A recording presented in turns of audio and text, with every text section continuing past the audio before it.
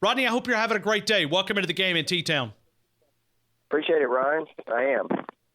Rodney, I want to get your thoughts on a lot of different things. Just your biggest takeaway. You were in that room a couple of minutes ago. Any thoughts, any observations?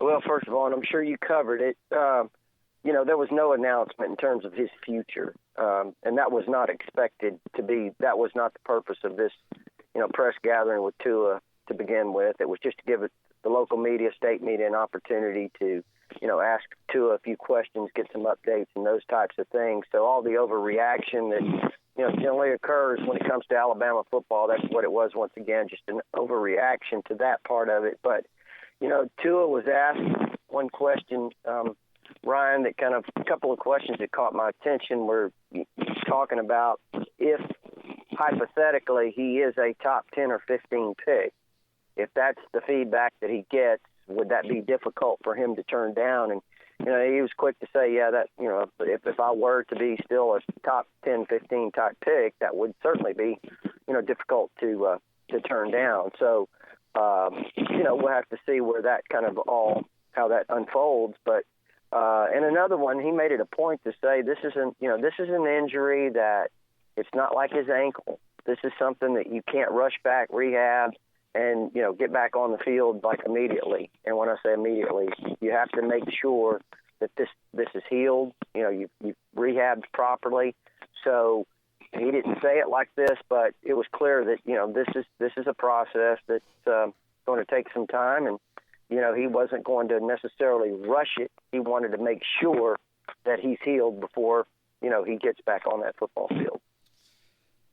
Rodney, there's a lot of things that go into this, and it's, you got to start with football. Yeah, we all expect that he'll make a full recovery. The timetable is the part that's just so unpredictable, and it's like, depends on who you talk to is depending on what. But, let's just judge from what Tua said. He said 6 weeks without weight bearing and another 6 weeks with crutches. That's 12 weeks. You try to look at the timeline. You look at the NFL draft that will be in Las Vegas this year around the 23rd day of April. There's just a lot of things that has to go into it and a lot of decisions. I've said it on the air here today. It's just a prediction. I predicted Alabama to beat Auburn. I was wrong. I say Tua will come back, and that's just based on my prediction. Other than just a prediction, there's not much else there. Right.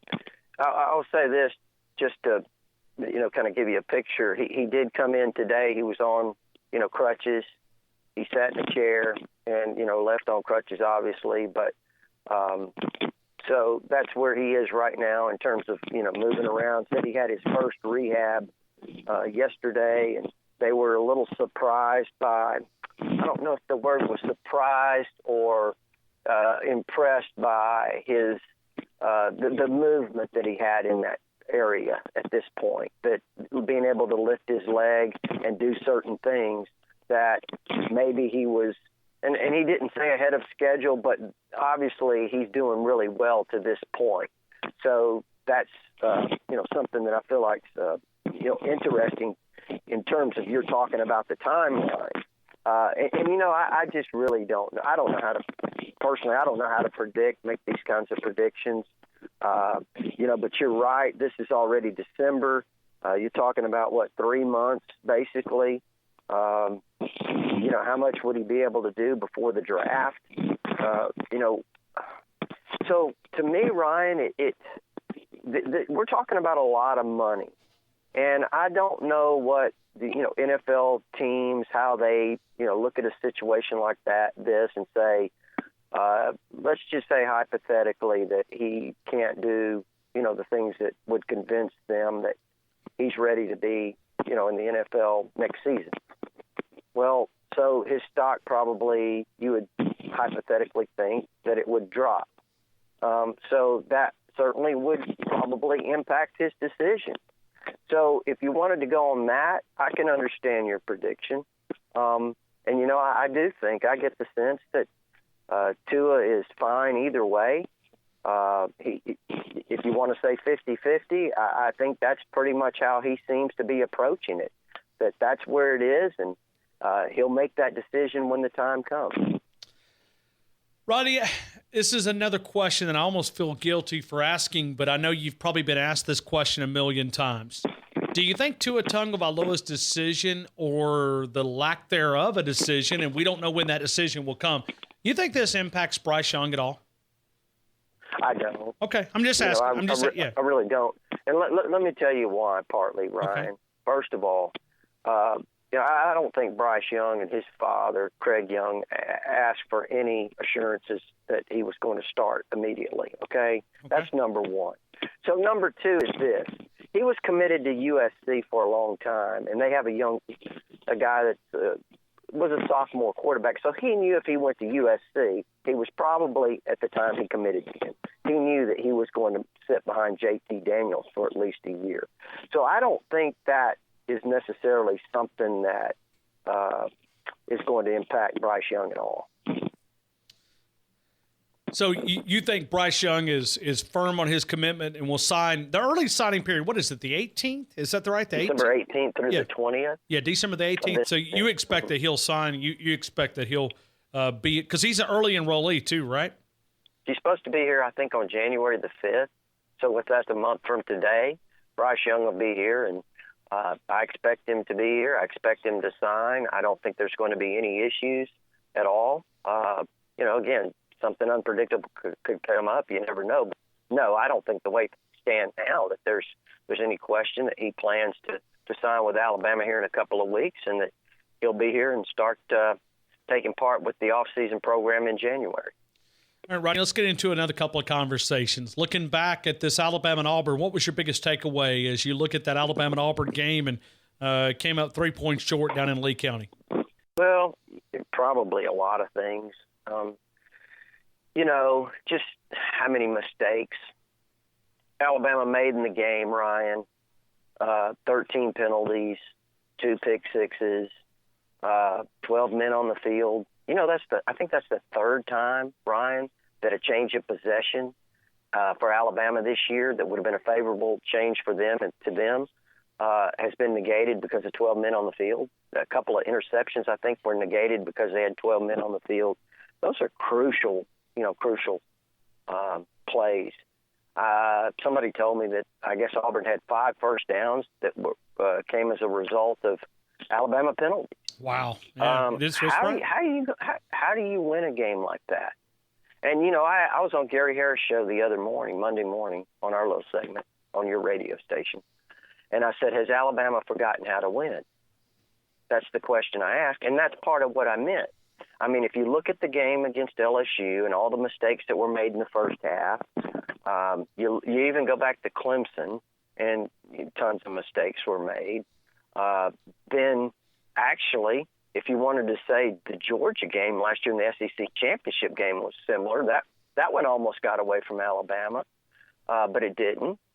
But this Auburn game kind of was in that same pattern. So my point was that against some of these teams that you're clearly superior to, you can overcome these things, but against the better teams, it'll come back to bite you. And I think that's kind of what's happened. That in a way, Alabama's not that same team that makes that play, or the other team beats itself or hurts itself. We don't see Alabama. That's not what Nick Saban has made, his successful run based on. It's been discipline. It's been, really error-free type football, and we just haven't seen that in some of these recent big games. Rodney, how do you add value to a bowl game?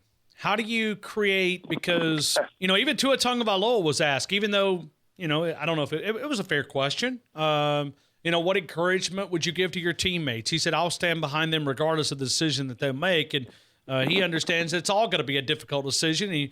But you look at a value of a bowl game, even though it's not a semifinal game, it's not a college football national championship game, but it's a bowl game that it won't mean much from an Alabama standard, but it will, because you look at 2020. Barrett Jones said it earlier.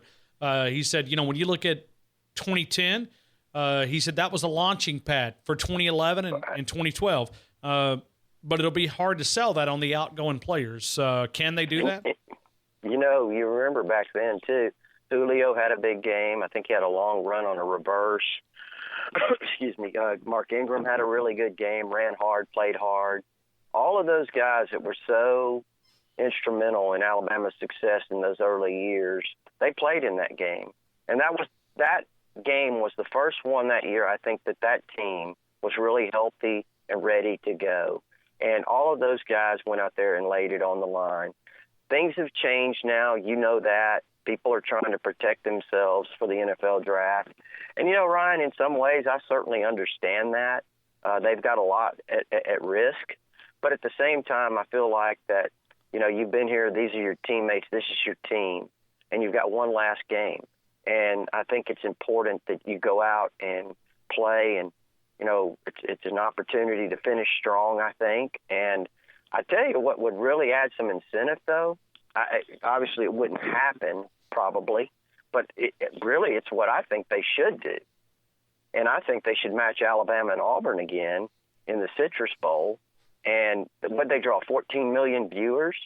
Play them again, Ryan. I mean, what a game they put on.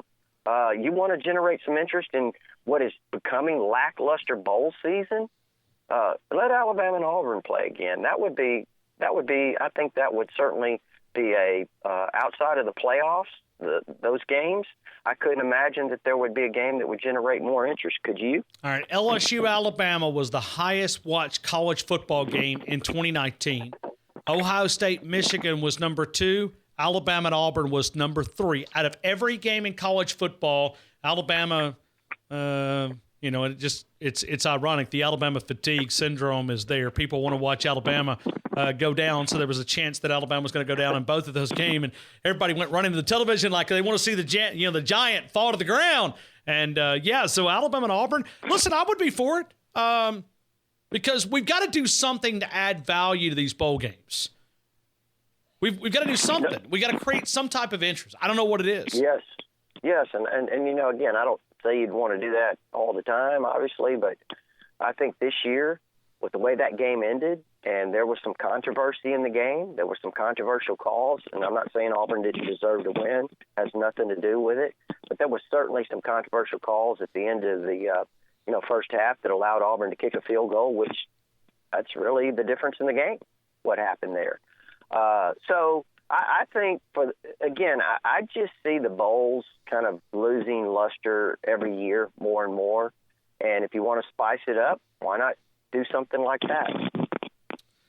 Rodney Orr, TigerInsider.com. Rodney, anything latest on recruiting? I mean, I know Nick Saban's flying all around campus, and I'm talking about high school campuses throughout. I mean, we see the photos on Twitter and social networks and different things, and I know you got a lot of coverage. Just give us a little bit of an update, give us a taste, and we'll send the rest of the folks there to TigerInsider.com where they can get more coverage and up to the minute analysis of recruiting and all this leading into this big early signing period. Can you give us any type of little recruiting nuggets? Mm-hmm. Yeah, we actually had an update yesterday. It's a pretty good update, but. Ryan, the key is just closing out this class with some really need positions, and we know tight end's one of those. Nick Saban was in Las Vegas a couple of days ago. I think it was Tuesday when he was out there visiting Darnell, Washington. I still think Georgia has had their hooks in him a long time. He's a 5-star talent out there, but we'll see. I heard everything went extremely well in that visit. And obviously Alabama possibly is going to battle Auburn down the stretch here to get a flip from Javian Cohen, who's an offensive tackle at Phoenix City Central. He's committed to Auburn, so we'll see what happens there. He'll be here in Tuscaloosa this weekend. They would really like to get another wide receiver. They've got a few guys on their board. Raheem Jarrett from Washington, D.C., Arian Smith from down in Florida, who is just a flat-out burner. I mean, he can fly. He's got Ruggs-type speed. And then on the defensive side, you've got certainly would like to get another defensive lineman, McKinley Jackson. Pete Golding was down to see him last night. He's a tremendous interior defensive lineman. Also, Philip Webb is going to be coming in the next couple of weeks on an official visit. I think he might be the best linebacker in all of high school football. He's out of Buford, Georgia. and Alabama, LSU, and Auburn's in the mix. So we'll see what happens there. And they would like to get a cornerback. One of the guys that's very prominently on their board is Ronald Williams. He's a JUCO player out of Hutchinson, Kansas, and I actually talked to his position coach this morning, and they're kind of taking it slow right now because they still have some season left. So that's just kind of a nutshell, Ryan. They're just trying to close this class out. I think it's going to be a fantastic class. If they can nab a couple of these guys, get three of these guys at the end or so. Oh, one more I'd like to mention, yeah, sure. Jace McClellan. He is a running back he's a five-star running back out of Aledo, Texas. I spoke to his coach earlier this week, and, normally you don't have a coach that will kind of open up, but I thought Coach Buchanan did. He said that he would not be surprised if Jace flips from Oklahoma to Alabama. Would not surprise him at all. And this guy's, as I said, five-star, fantastic running back out of Aledo, Texas, Ryan. And he has what all the coaches look for in running backs now, the ability to catch the ball out of the backfield. It is Rodney Orr, TighterInsider.com, TighterInsider.com. Rodney Orr, have an awesome weekend, my friend. Thank you for being a part of the show. Hey, Ryan, appreciate it. Take care.